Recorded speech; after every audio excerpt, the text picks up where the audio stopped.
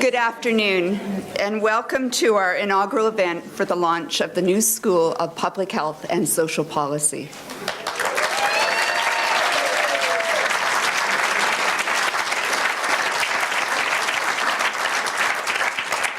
My name is Dr. Lorraine Shields, and I'm the current director of the new school and also the Associate Dean of our faculty.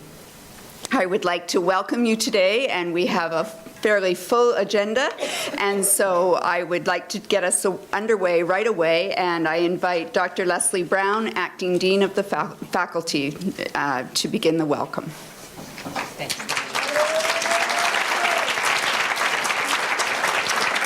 Oh, this is so exciting. Thank you all for coming. I want to begin by acknowledging that we're meeting on this beautiful night to start this wonderful school on the territory of the Coast Salish people. And so I really want to acknowledge the Coast Salish people for letting us be here tonight and in doing this wonderful work tonight. I can't let the night go by also without acknowledging the people who made this really happen, and that's Dr. Mary Ellen Purkis and Dr. Lorraine Shields, whose vision this was and who did all the hard work to make tonight happen and make the whole new school happen. So thank you to you both.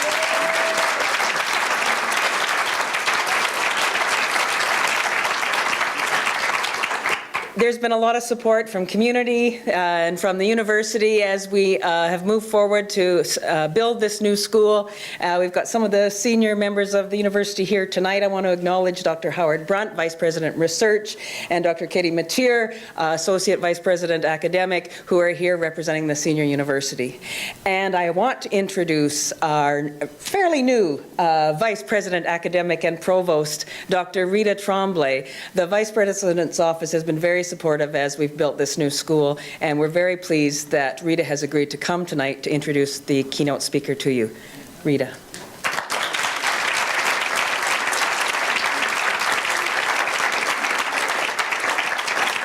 I heard big yays over there and with yays, so where's my yay? So. Good afternoon. Let me begin with, first of all, extending my congratulations to HSD's Human Social Development and the UVic community and community at large for making real the dream and idea of a school. And a school which would contribute to the well-being of the citizenry, which would strengthen health capacities and service for our communities, a school which would inform policy debates, disseminate health information, and increase awareness of health as a public good and a fundamental right. And I really think these are really the goals of this new school. But for me, this new school not only represents one of university's strategic research and education priorities, it is also a fine and true example of interfaculty, interdepartmental collaboration. And I think that's what we are all about, and this school is really an example of that. Health education and research at the University of Victoria is broadly represented across all our 10 faculties. Multiple health-related research centers, and the Island Medical Program, with particular strengths in the training of healthcare personnel, social dimensions of health, Aboriginal health, health informatics, health-related ethics and policy, and biomedical research. Our several faculty members and research centers are contributing to our understanding of how social factors and how social policies impact health. They're investigating how poverty, homelessness, access to medical and health services, and public policy impact over our lifespan.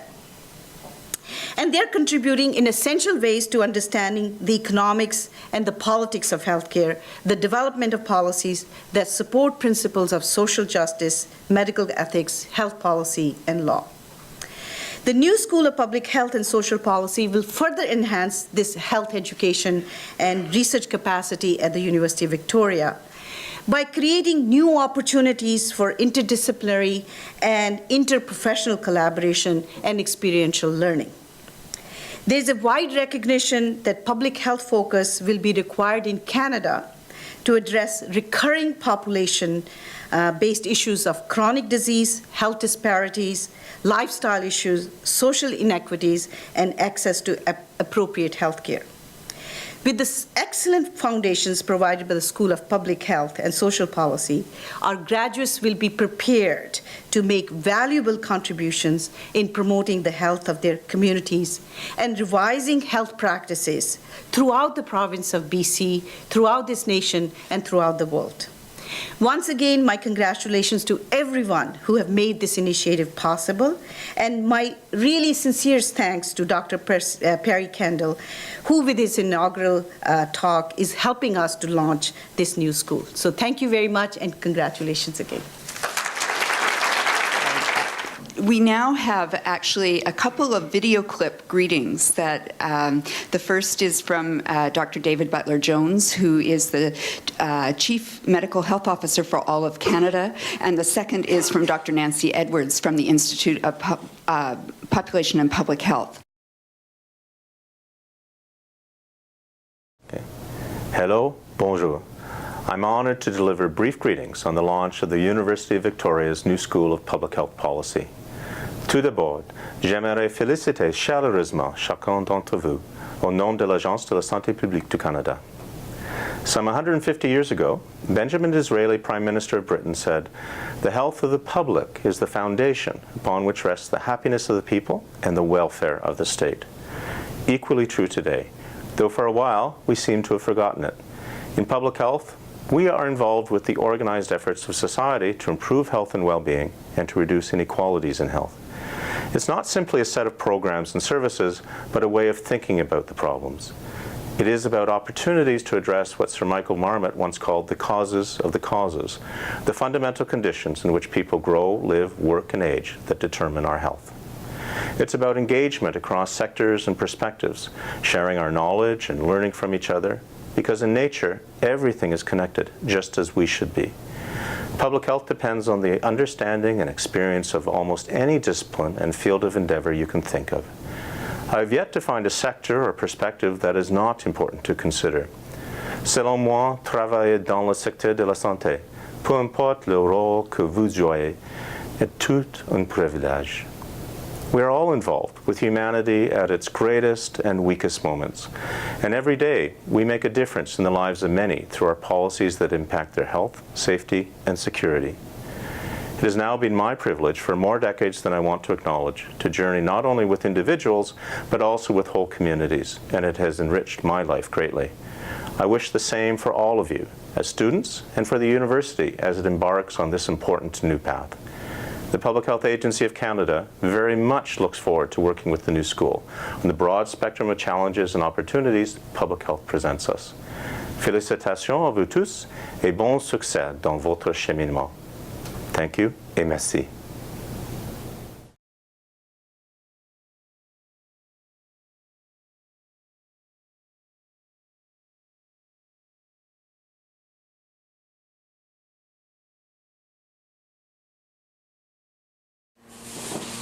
Well, I'd like to start by congratulating you on the launch of your new program, and thank you very much for inviting me to join by distance. This is really putting some of the focus of your program into action. I visited the University of Victoria last year, and I heard the excitement of both the faculty members and your dean as they talked about plans for the School of Public Health and Social Policy. Your program is unique in Canada, and you really have a top-notch faculty team at the University of Victoria, one that is particularly well-placed, I think, to help you realize the underlying values of your program.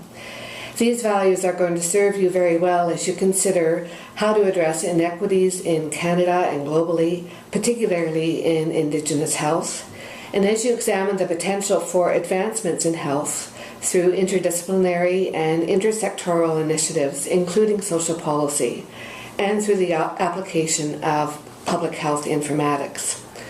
With this initiative, the University of Victoria joins the ranks of other leading schools of public health in Canada.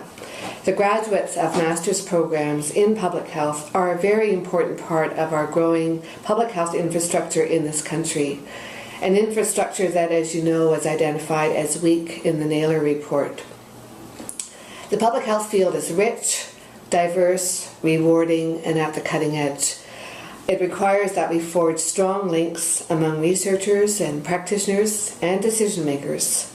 You will have the opportunity to examine how research evidence can be brought to the fore as we tackle the most challenging health issues of this decade.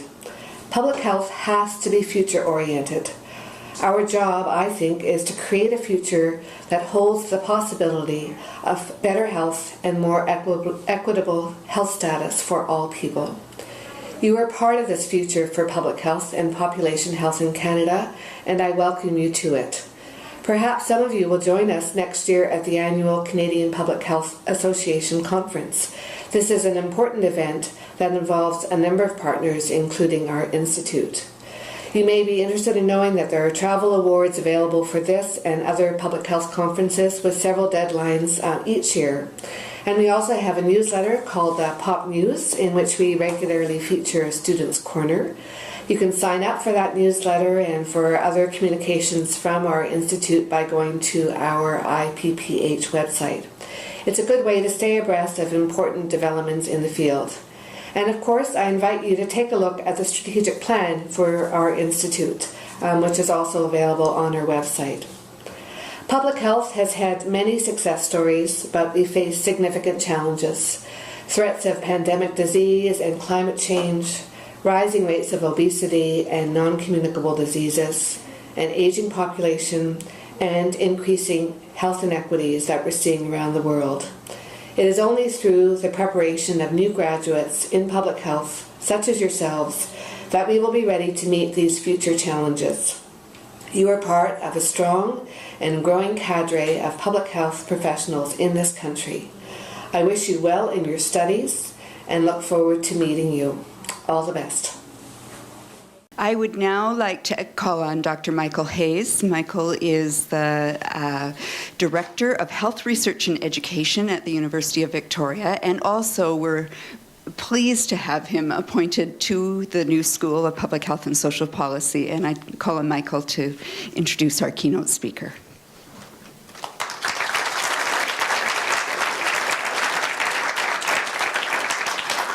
Well, thank you very much. I can't believe it has been 1 year since I've been recruited to the University of Victoria, and I just need to tell you it's been one great year for me. Here I have met a community of very interested, committed, dedicated scholars who are also welcoming and who can have the capacity to listen, to organize, to think about not only what we have, but what we might be able to create. And so it's been my great privilege this year to work with you, to hear from you about the kinds of programming, the vision that we might create for improving the profile of health research and education at UVic. Rita earlier had mentioned the kinds of programs that we have recently launched. Social Dimensions of Health as a graduate program, this new school as a graduate program, and of course a new program in neuroscience that will be launched very shortly, in addition to plans for coordinating some of our undergraduate programming so we can allow our undergrads to specialize in health areas reflected through the expertise that we have in various research centers and institutes across the campus. So I really look forward to working with this community, with this program, with all of you on helping us to move forward in forging a positive, strong, important, and socially committed health research agenda for the University of Victoria. It is my great pleasure to introduce Perry Kendall. Perry has been the Provincial Health Officer for British Columbia since 1999. I need to say, in 1999, this province got much richer because it recruited one of the greatest resources we have in the public health sector. I first had the pleasure of meeting Perry at what was called the Federal, Provincial, Territorial Advisory Committee on Population Health. It was my pleasure to be asked to join that committee in 2001, about the time I got to meet Perry. There, for the next 6 years, I watched him on the national stage, providing leadership, providing clarity, providing direction, and always, always careful reflection on what the issues are, on how we might get there. That leadership was reflected in the fact that when the new Public Health Agency of Canada came along, Perry was identified as the provincial leader to co-chair the process with the federal leadership. I think it speaks volumes to his personal quality, his integrity, his clarity of vision and thought, and absolute wonderful communication skills, that it was Perry who was identified to lead that process. People ask, what draws me to public health? One of the things that draws me to public health is having the opportunity to know, work alongside, and be inspired by people like Perry Kendall. It is my great pleasure to welcome Perry to the stage.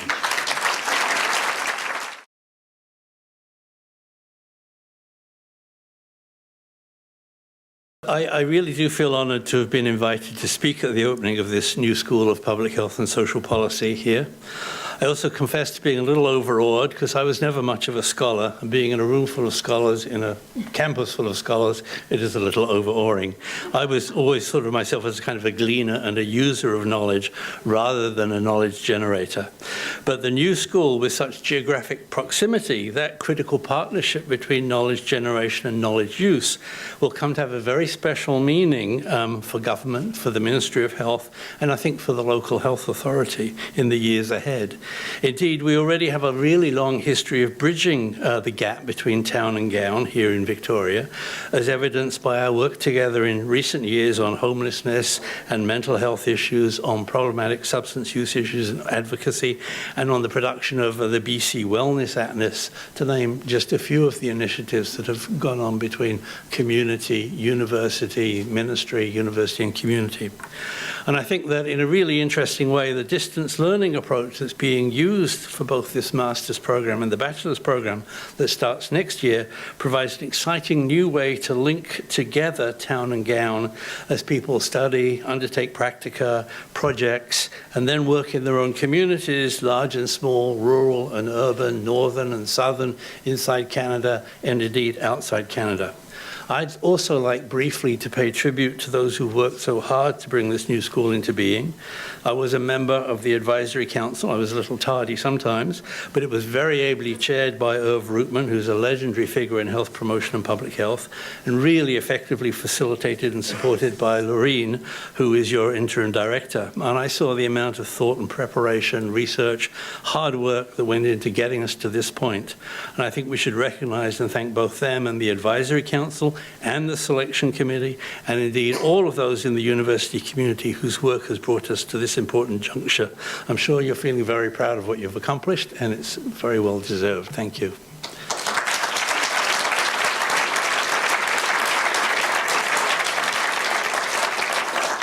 And it's also my privilege to welcome the first group of graduate students to the world of public health. The work that you do in the years ahead is, frankly, in my opinion, some of the most important work in the world. While it may not have the immediacy of the rewards in clinical care, it can have far wider impact. Like our more clinically oriented colleagues, we need to remember that we are in the same business as the rest of the healthcare system, to save lives, to relieve, or in our case, prevent pain and suffering, and to improve the health, well-being, and quality of life of the people we serve. But rather than doing this one person at a time, and largely after the appearance of disease or injury, we mostly work upstream before the disease or injury and with whole communities at a time. The evidence shows that this is usually a far more cost-effective approach, and in my view, it's always a more humane approach. And while knowing that your cancer can be cured can be very reassuring, I suspect that given the choice, all of us would opt not to have that cancer in the first place, and that's one of the things we would try and do. So thus, public health, with its key strategies of health promotion, disease and injury prevention, and population health promotion, represents a very worthwhile and important investment for society. But public health has another characteristic that's not usually a central part of the worldview of clinical care. We have great concern not only with improving health, but also in reducing inequalities in health. And David spoke to that. Indeed, these twin goals are often seen in public documents like the recent Declaration on Prevention and Promotion, which was adopted last year by all of Canada's health ministers, or the USA Goals for Healthy People, and it is, of course, implicit in the World Health Organization's goal of health for all. Not health for a few, not health for some, not health for the privileged, but, health for everyone. So with that big picture in mind, I want to share with you some of what I've learned in a 30-year career in public health about what matters if we are indeed to protect and improve health, reduce health inequalities and health inequities. And although this is a huge topic, I've tried to boil it down to a few key points for you, and I'm going to spend the next, well, it says few minutes, but 20 minutes or so, talking about values, history, determinants, policy, investments, epidemiology, research, community, and finally people. And if you start coughing and shuffling, I may shorten that list down a bit. But firstly, values. The national set of core competencies for public health has this to say about values. All public health professionals share a core set of attitudes and values. They form the context within which the competencies are practiced. This makes them equally important. People who go into the caring professions understandably have values that are congruent with the phrase, we care about people and we want to care for them, with them. But the word people, for us, has an interesting double meaning.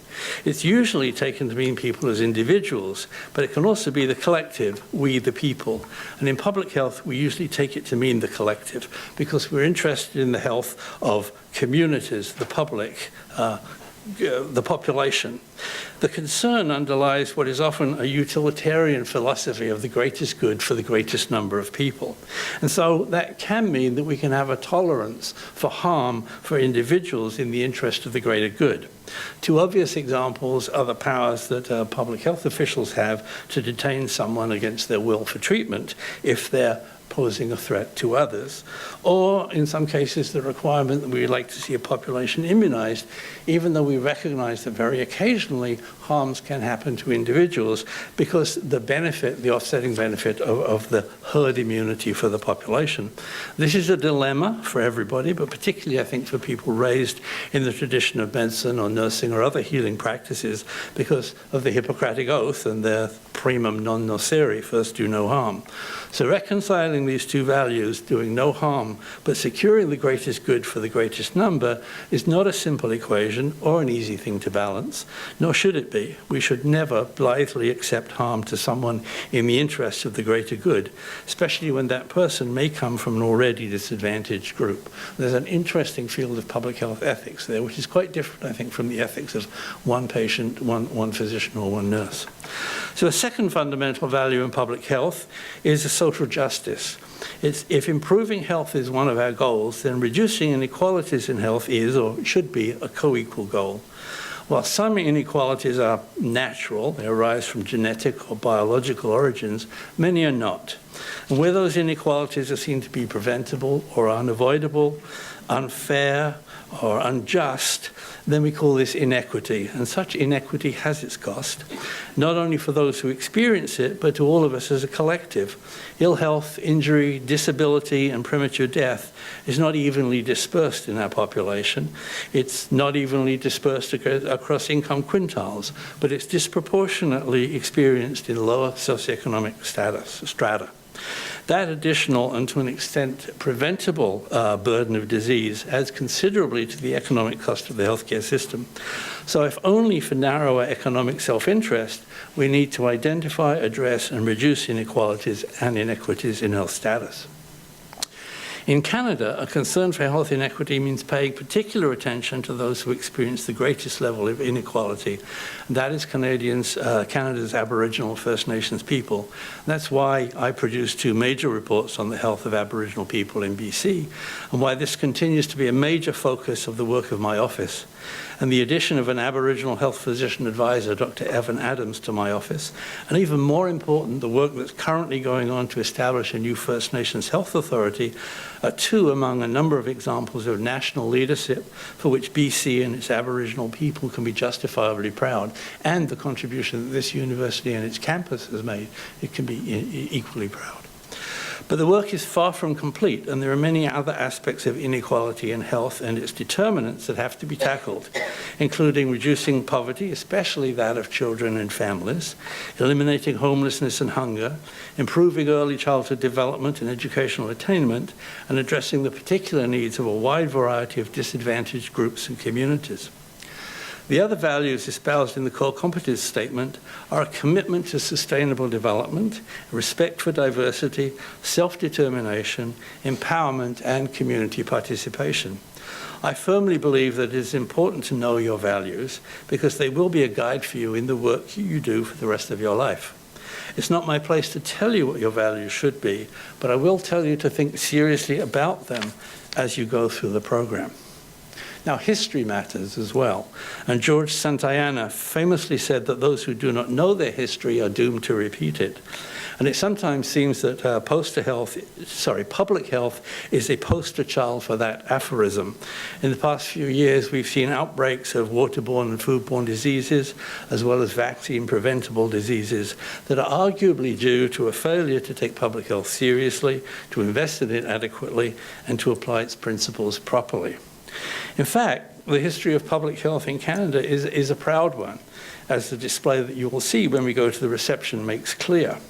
For example, I don't know if many people know this, but Dr. Charles Hastings in 1918, when he was the medical health officer for the city of Toronto, and one of my predecessors, he was also a pioneer in social medicine in North America. He was elected in 1918 as the head of the American Public Health Association, and in his presidential address he said, and I'm going to quote him here, "Every nation that permits people to remain under the fetters of preventable disease and permits social conditions to exist that make it impossible for them to be properly fed, clothed, and housed so as to maintain a high degree of resistance and physical fitness, and that endorses a wage that does not afford sufficient revenue for the home, a revenue that will make it possible the development of a sound mind and body, is trampling a primary principle of democracy under its feet." So he's echoing Benjamin Disraeli there, I think, who in turn was echoing, of course, other folk who I'll refer to later.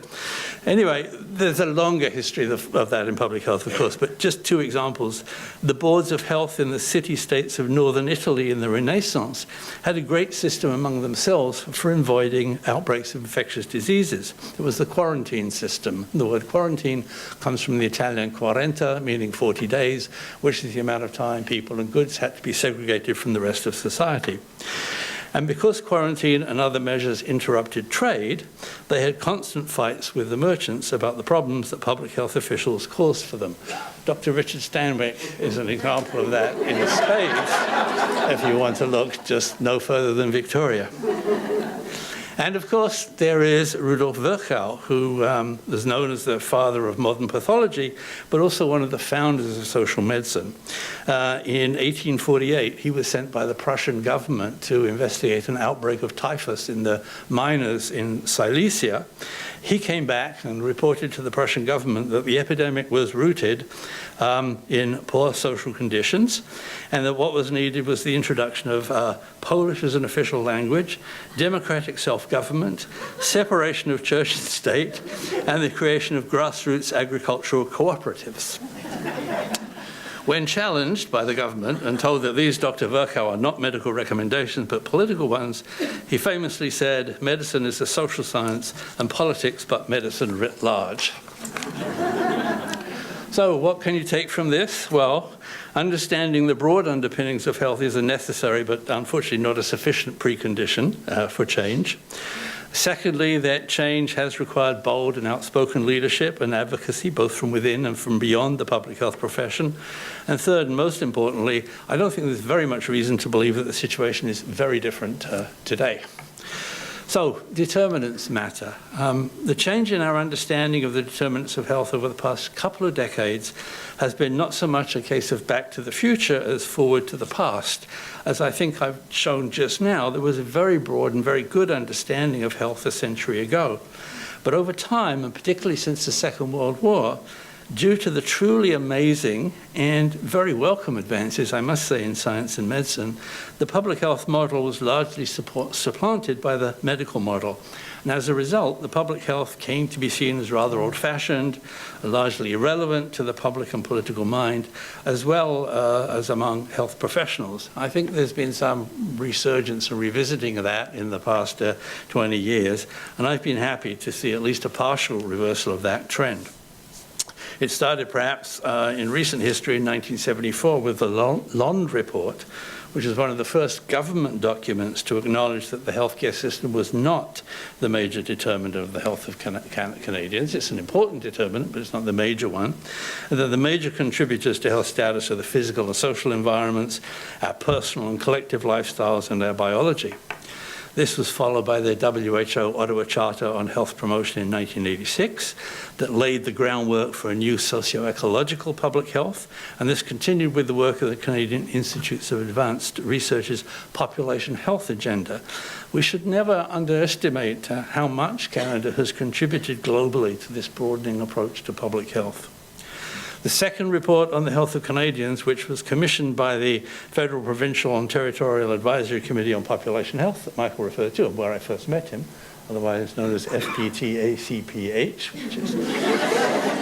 rolls off the tongue. It rolls off the tongue, and which was published in 1999, identified a set of determinants which has actually survived the time and is basically, with minor adjustments, generally accepted. They range from the genetics to cells to global economics to global ecosystems, encompassing the socio-environment, income, health, employment, working conditions, and the social environment, healthy child development, the natural and built physical environments, personal health practices, health services, and human biology, which is a long way of saying that that's the realm, basically, of public health. It also covers that wide span of areas. And that means that for you, as you begin your progress in your career in public health, or as you develop your career in public health, you're absolutely bound to find something to engage your energy and your passions. And you will have opportunities, indeed, you will need to take the skills you will gain here beyond the usual healthcare system, beyond the usual healthcare borders. And indeed, we in public health are blessed with such a vast scope of practice and challenged to think broadly and holistically as a result. We also need to understand these determinants as being, in effect, a complex system, but not necessarily one that's amenable to simple solutions. As H.L. Mencken wisely remarked, for every complex problem, there is a solution that's simple, neat, and wrong. And this is an important message for policymakers. For example, a few years ago, the UK Health Department commissioned a report on obesity, which produced an obesity system map, which I've shown here. Clearly, this is a complex system.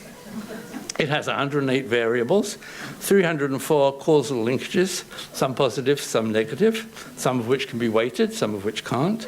The variables are grouped in 7 major thematic clusters, and in addition, there are a number of leverage points. There's at least a couple of theses in here, I would think, and some postdoctoral work.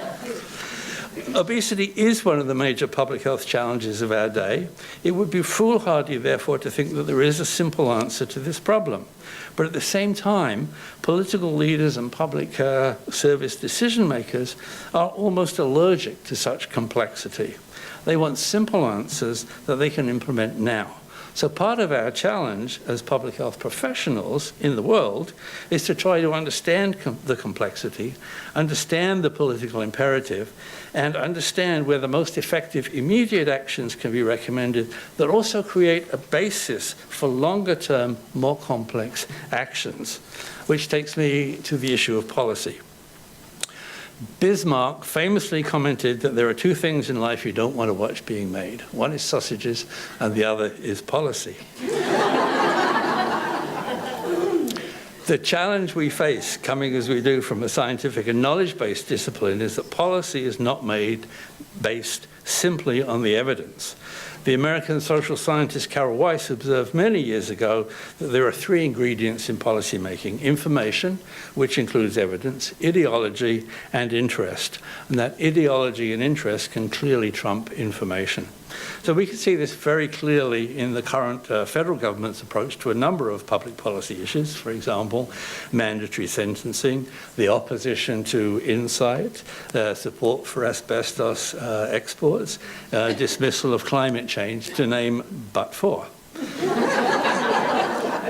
We can also see it in an issue such as food policy for healthy eating, an ideology that says that people bear personal responsibility for their choices and that government should not intervene in the workings of the market can be very challenging for public health interventionists.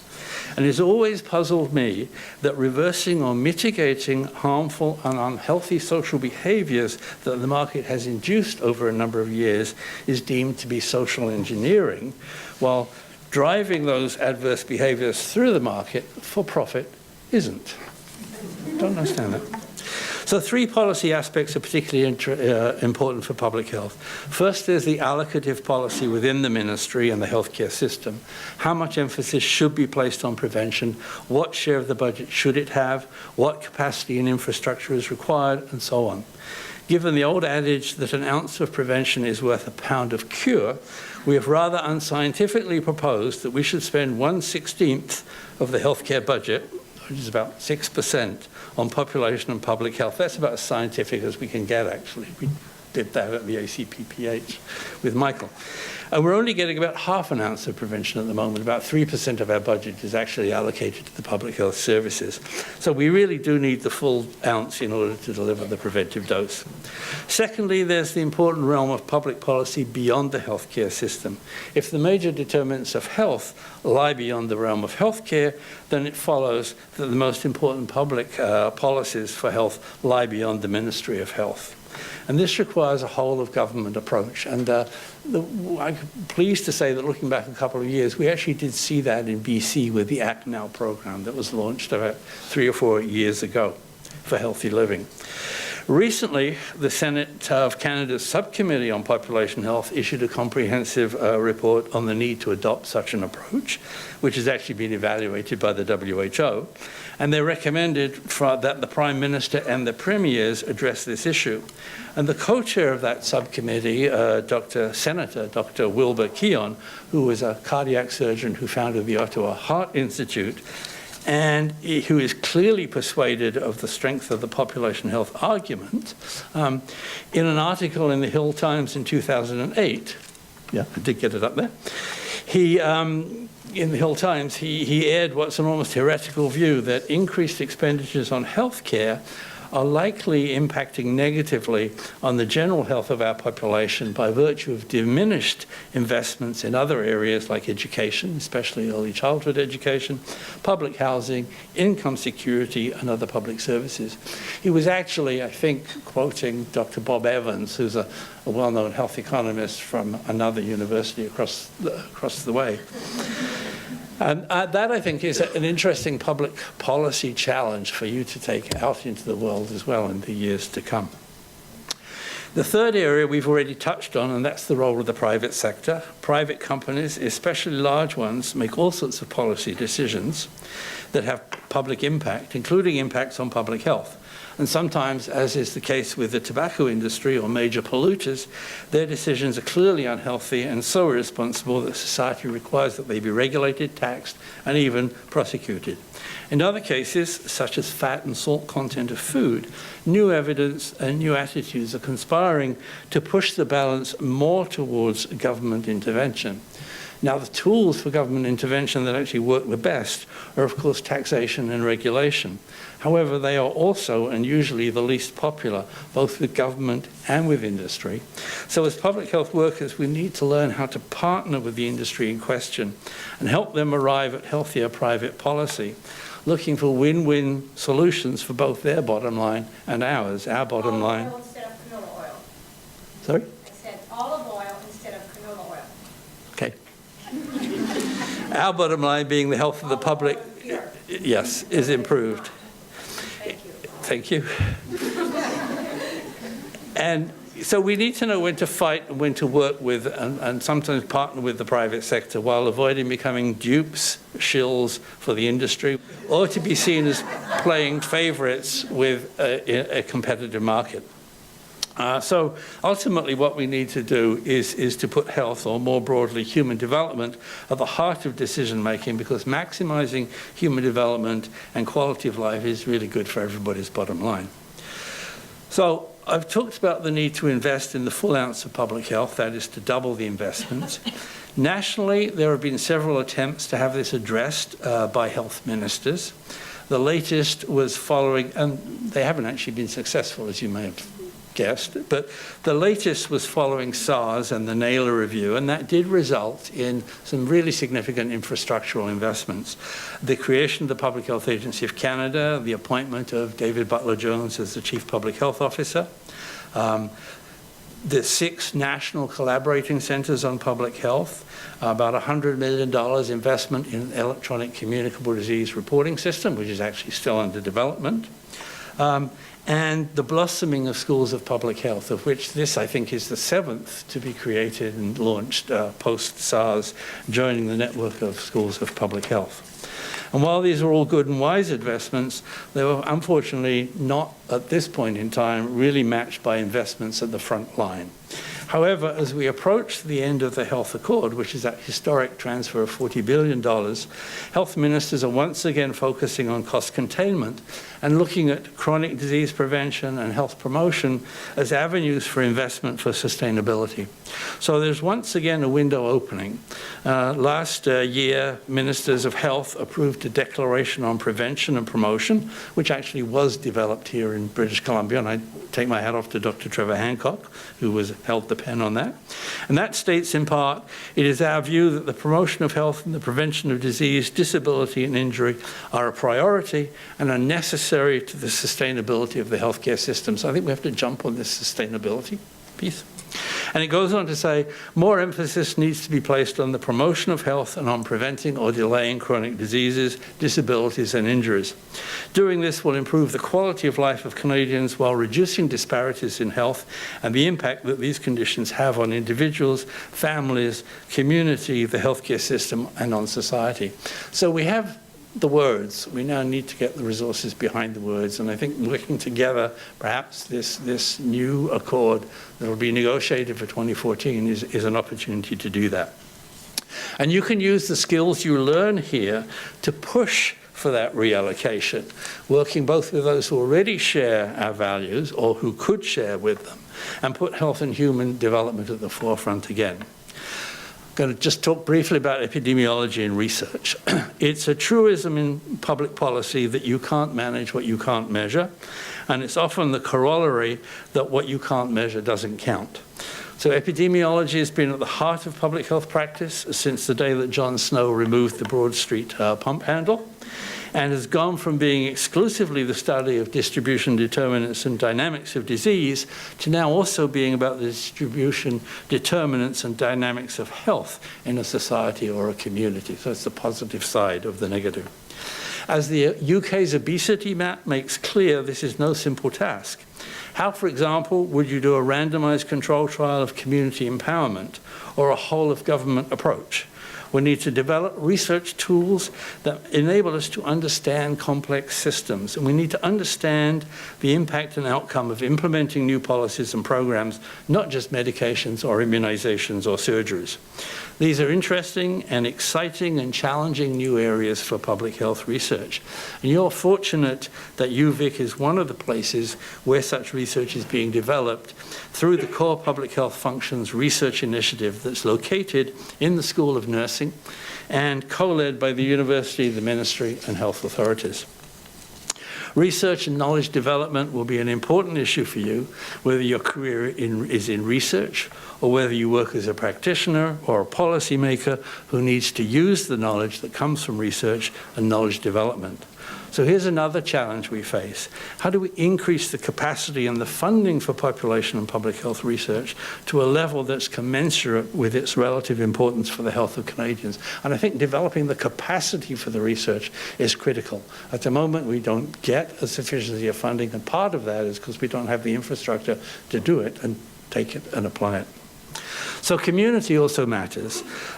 Tip O'Neill famously remarked that all politics is local. Well, so too is public health. Humans, after all, are social animals, so much so that John McKnight, who's a community development expert you may have heard of, and a practitioner with a strong interest in health, has actually defined health in terms of our relationship with each other. Health is the unintended side effect of citizens acting powerfully in association, he says. And the Ottawa Charter for Health Promotion defines health promotion as the process of enabling people to increase control over and improve their health. And there's that ambiguous word people again, and it places strengthening community action at the center of the 5 health promotion strategies.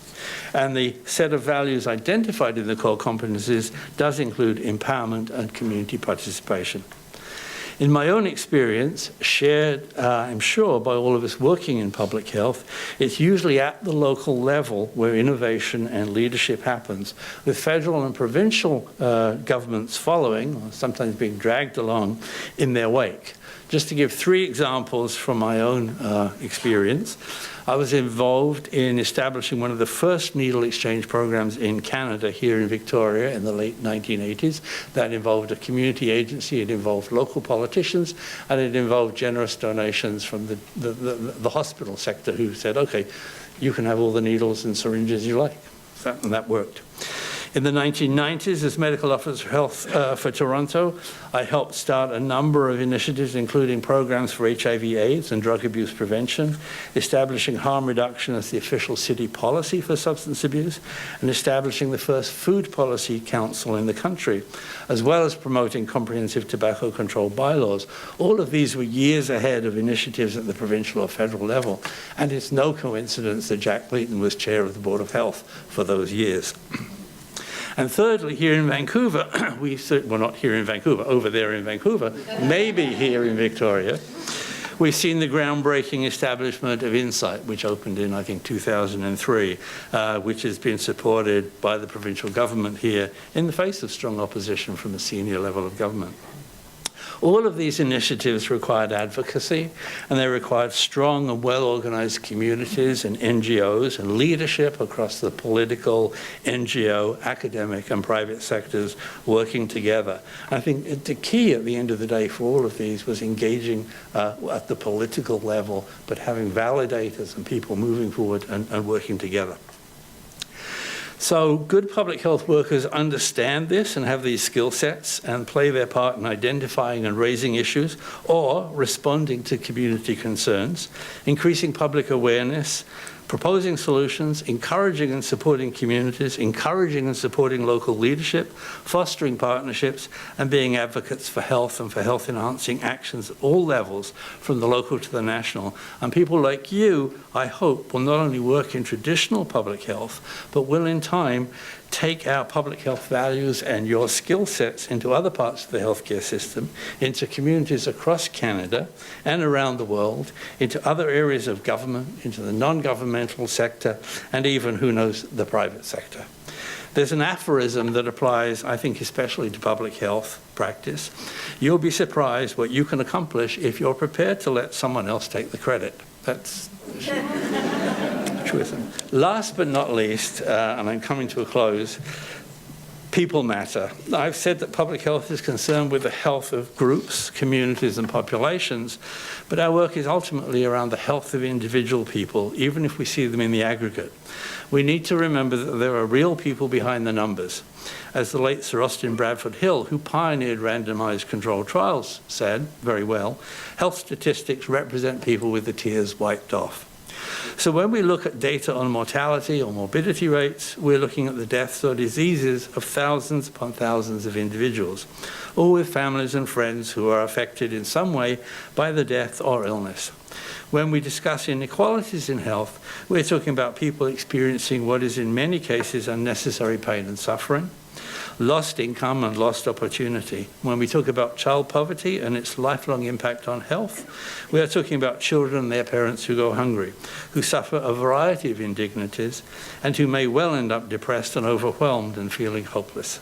And when we identify the health inequity of Aboriginal people and what they experience, we are identifying people who have been deeply wounded individually and collectively by centuries of colonization, exploitation, racism, and discrimination, but whose extraordinary resilience, capacities, and cultural and political resurgence we're jointly celebrating today.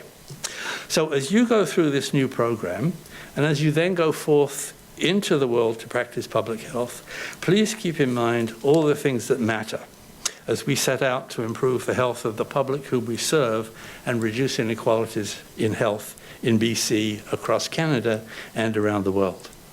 You will find a great many colleagues who share your values and your passion and who are anxious to welcome you into this wonderful and sometimes frustrating but always important work.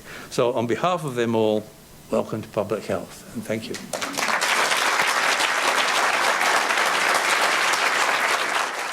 Dr. Kendall, on behalf of the School of Public Health and Social Policy, I would like to thank you for your keynote address and for your thoughtful and insightful words today. You described the need for bold leadership and advocacy within public health, and that is what we see in you as the Provincial Health Officer. We appreciate your vision, your leadership, and your advocacy within the province and beyond. And we look forward to continuing to partner with you. Your ongoing willingness to create bridges between the university and the broader community, between town and gown, between practice and knowledge generation are hugely valued by our new school. And we would like to just thank you for your inspirational words. So please join me again in thanking Dr. Perry Kendall.